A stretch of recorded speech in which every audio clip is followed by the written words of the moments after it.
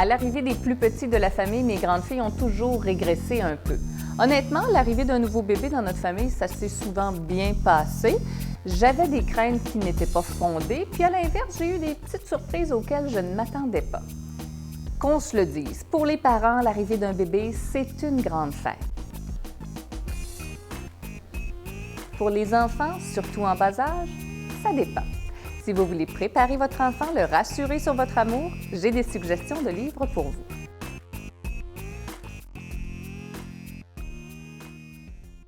Choupi a une petite sœur.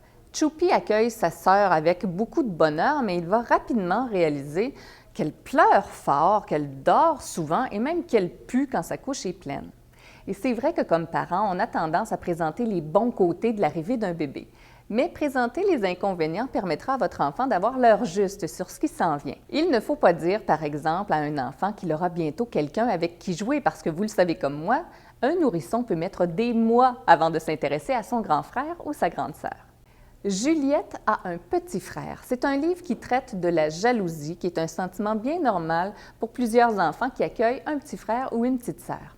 Ici, le bébé arrive et Juliette est très contente, mais rapidement, elle voit que tout le monde donne de l'attention au bébé, qu'on le prend en photo, alors qu'on ne la prend pas en photo, qu'on lui donne des cadeaux, alors qu'elle n'en reçoit pas. Et pour attirer l'attention, elle va se mettre à faire des crises. Ça peut être le cas de votre enfant qui va se mettre à régresser ou à faire des bêtises pour attirer votre attention. C'est une bonne idée à ce moment-là de mettre à contribution la parenté, de leur rappeler de passer un petit peu de temps avec le grand, même s'ils ont envie de découvrir le nouveau venu.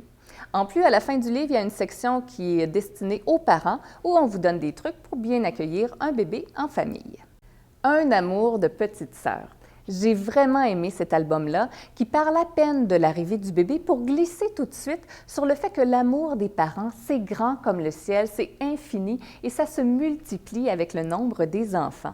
On présente aussi qu'un bébé, c'est parfois plate, mais quand ça grandit, ça devient une petite sœur fort intéressante pour jouer aux cow-boys et aux Indiens et même pour avoir quelqu'un avec soi quand on a peur tout seul dans le noir.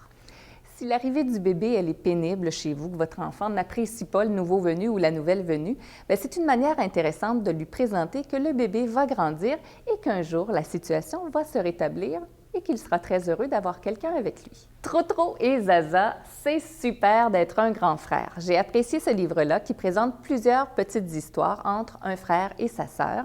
Le grand garçon est débrouillard et ça va compenser pour les bêtises de sa petite sœur. On les voit, par exemple, qui vont jouer aux cow-boys et aux Indiens ensemble. À un autre moment, c'est le grand garçon qui aide le bébé à marcher.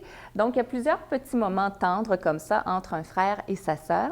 Ça permet de montrer à quel point la relation entre les frères et sœurs, elle est précieuse et qu'elle se développe avec le temps.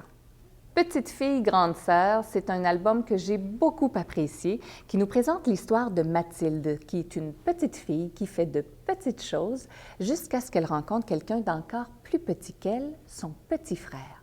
Il a de petits orteils et il fait de petits bâillements. Il porte même les petits vêtements que Mathilde ne porte plus parce qu'elle a grandi. C'est un livre qui est très valorisant pour l'aîné de la famille, qui lui montre qu'il a un rôle important, celui de grand frère ou de grande sœur. Si votre enfant a de la difficulté à comprendre quel est son nouveau rôle dans la famille, c'est vraiment le livre que je vous recommande aujourd'hui. La cerise sur le Sunday de la chronique aujourd'hui, c'est le livre Petit frère, petite sœur, mode d'emploi, qui annonce très bien son contenu. C'est un superbe album, grand format, très coloré.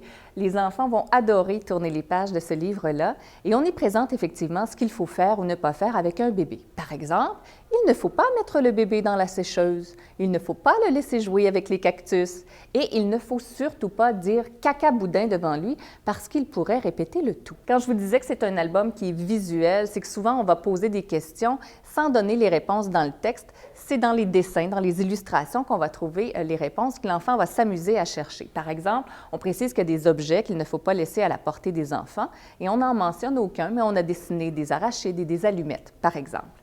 J'ai aimé aussi que le livre se termine sur une toute petite phrase très positive. « Nous te souhaitons de longues années de bonheur en compagnie de ton petit frère ou de ta petite sœur. » Et comme vous le voyez, on s'adresse directement à l'enfant dans ce livre-là en employant le pronom « tu ».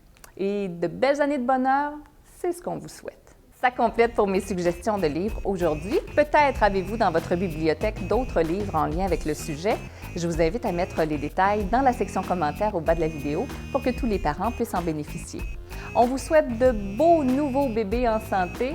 Prenez soin de lui, prenez soin de vous. N'oubliez pas non plus votre grand. Les grands frères, les grandes sœurs, on vous embrasse. À très bientôt.